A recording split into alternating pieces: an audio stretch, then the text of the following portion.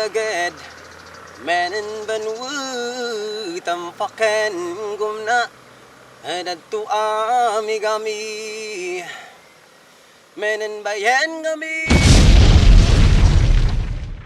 The Philippines is the fifth most mineralized country in the world, and mining accounts for 6% of the country's GDP. The majority of these mines, worth $1.4 trillion, are located in Mindanao. One such project is the Tempakan copper gold mine, a project led by a Swiss-based company, Glencore Xstrata. This project has attracted an onslaught of atrocities and contention between the various stakeholders. Xstrata is just one of the many companies which exploit the region for minerals and have support from the Philippine government.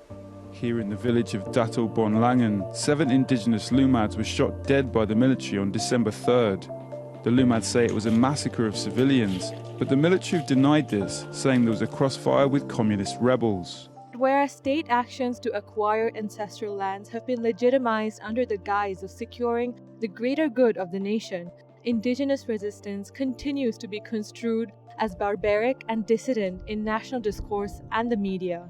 So we need to ask, who does this land belong to? To make sense of these contestations, we need to take clues from the nation's history. Small-scale mining has long been a means of livelihood for the Blan people of Mindanao, but this changed in 1898 following an American-led geological survey that determined the huge mining potential of the region. The Americans passed Act 468, which allowed the government to set aside land for mining purposes for the first time in the country's history. Since then, large global corporations have exploited the region for minerals such as gold, silver, and copper.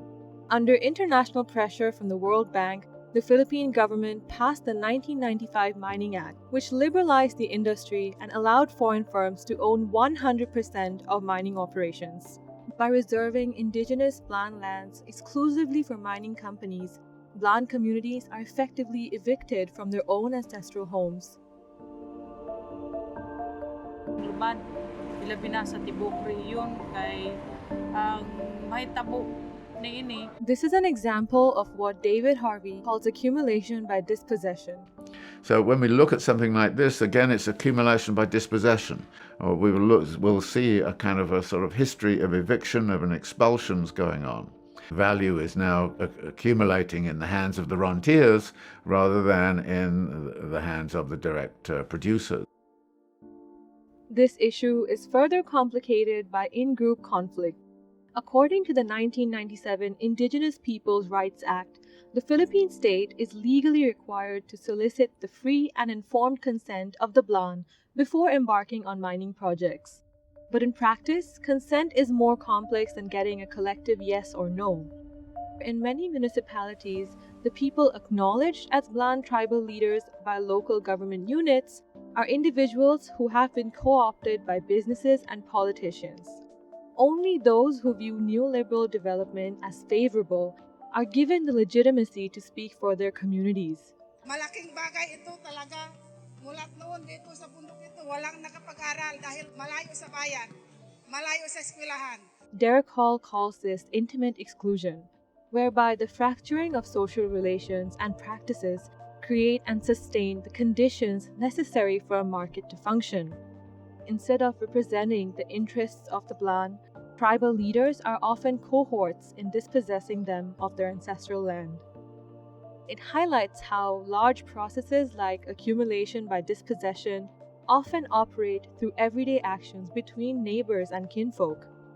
Thus, in attempting to resolve such issues, simply looking at antagonisms between the state, large corporations, and indigenous communities is not enough. We also need to be critical about the tensions within these groups of people, tensions which often fail to make the headlines. So, where do we go from here? Unfortunately, there is no clear-cut solution.